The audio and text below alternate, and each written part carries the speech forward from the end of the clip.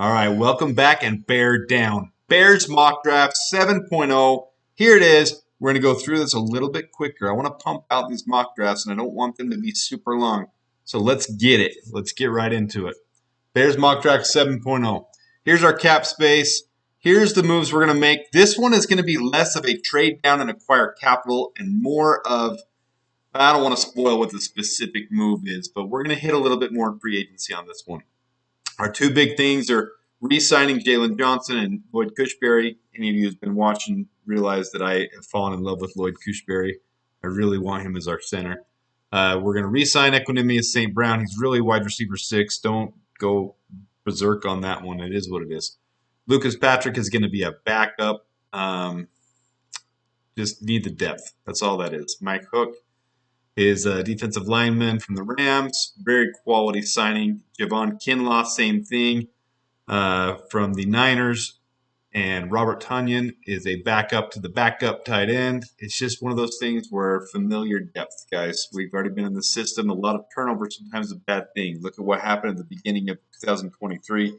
It's hard for a team to gel completely. Jermaine Elumunor is a solid tackle that came from the Raiders.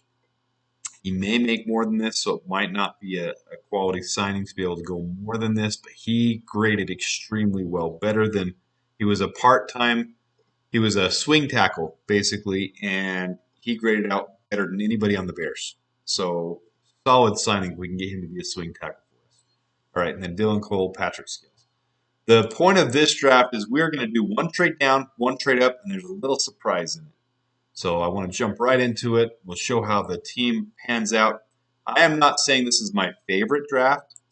What I am going to say is I try to do some of these with different scenarios that get you thinking about what the Bears could possibly do. And this is something the Bears could actually possibly do. This is very on the table of something they could do. So their first step, they're going to do the simple, logical trade down with the Commanders. They're going to trade down 1-1 for this year's swap, first, second overall, both second-round picks, and a future second-round pick. So instead of having to give up a first-round pick, they're giving up 3 second-round picks for that swap. So their own, our second-round back in return, and next year's second-round pick. And with that, the Bears are making the logical choice, get the generational talent. Marvin Harrison Jr., he's a Chicago Bear. 6'4", 205. No more explanation needed on Marvin Harrison Jr. He's a game changer. He will make things happen for the Bears. Now, here's the surprise one. We get down to 1-5, and the Bears have fallen in love with a certain player. The Chargers are in a position where they don't necessarily need this top-tier draft capital, and they do need to build some draft capital back up. So to drop down 4 spot and get a position where they are in more of need for their defensive end or their cornerback or some of the positions they're looking at, the Bears will trade their 9th overall, the 41st, their original second-round pick, and a future second-round pick. Probably their own. Teams don't like to trade other capital they get from other teams. They're kind of banking on themselves. So if you ever think about how that goes, they're going to trade their own second-round pick because the Bears want to be a Super Bowl contender. They don't want to be trading,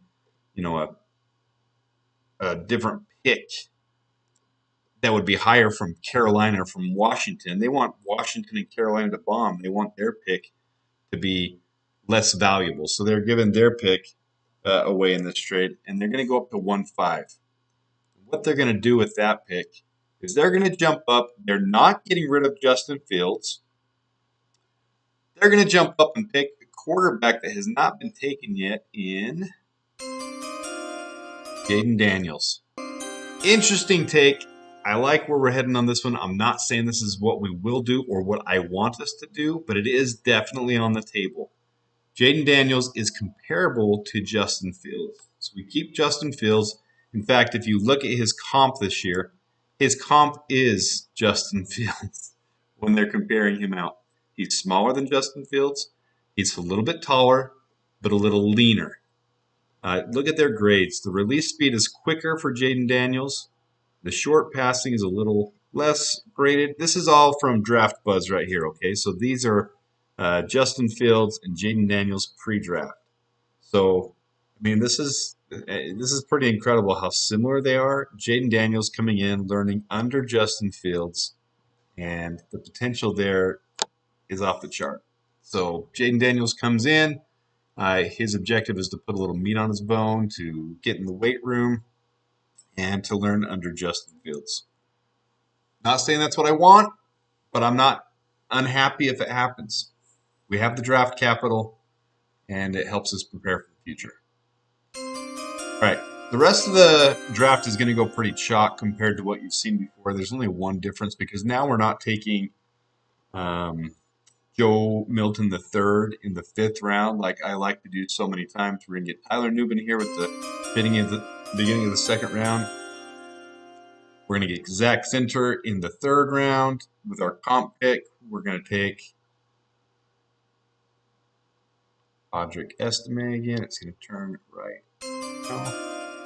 I'm really liking him a lot too. Go look at stuff on him. He's a bruiser, man. He's going to be a workload back. He's a guy that I really want us to pick up. I hope we get him.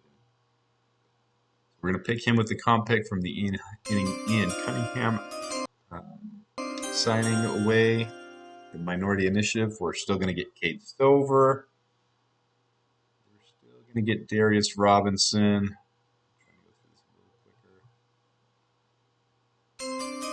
We're going to get Darius Robinson in 4th round, 127th overall. That's the Philly pick.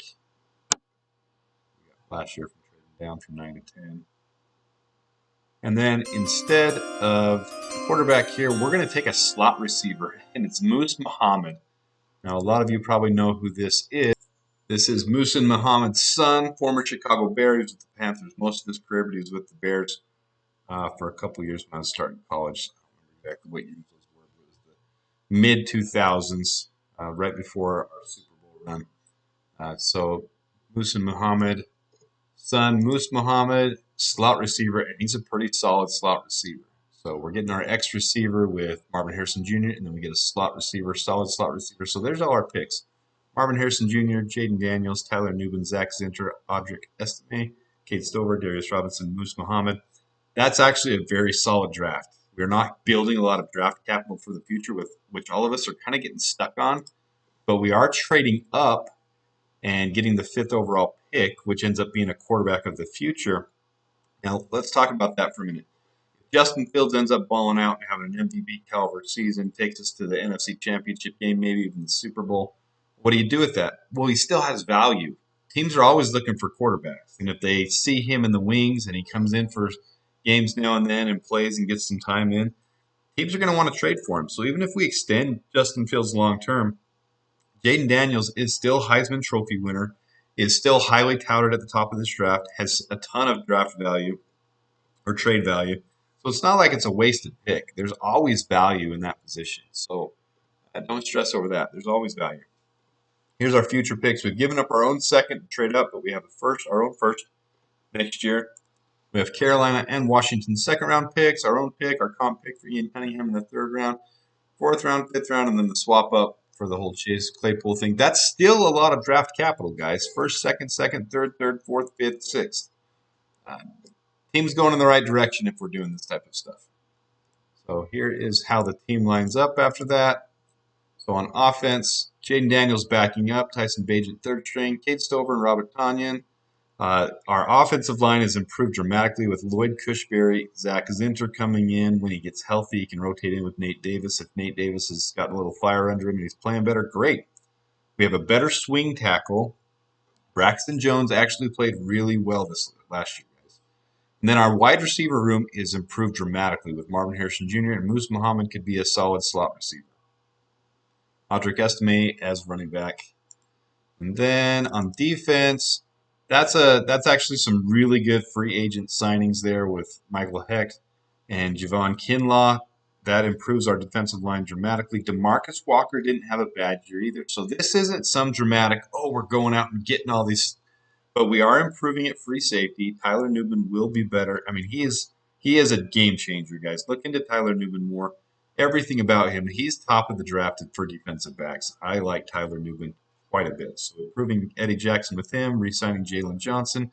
Darius Robinson, I think, is a very high-value pick in the 4th round. He'll probably go up some draft boards. We'll see how it goes. But Javon Kinlaw and Michael Hecht are two huge free agent signings, way bigger than Rasheem Green, Yannick Ngakoue. Those are huge additions to us. So here's mock draft 7.0, a little shorter and condensed than the last ones, but I think a very different perspective in going up and getting Jaden Daniels. Going and getting Jaden Daniels to back up Justin Fields. That's kind of the surprise of this one. Let me know your thoughts on it. I'm open to anything right now. I'm trying to be open as a Bears fan. I want Justin Fields to be long term. I want him to, but he's not completely there yet. If we're honest with ourselves, he hasn't completely done it. I think with an improved offensive line, with more receiver, with Marvin Harrison Jr. alone, it's going to make it significantly better for him to have a shot this year. Um, uh, this is a draft that I'm very open to. I'm not closed to it, and I think we need to be open to a lot of different things. So let me know your thoughts on it. And until next time, we're gonna keep pumping these out. Until next time, let me know your thoughts and bear down.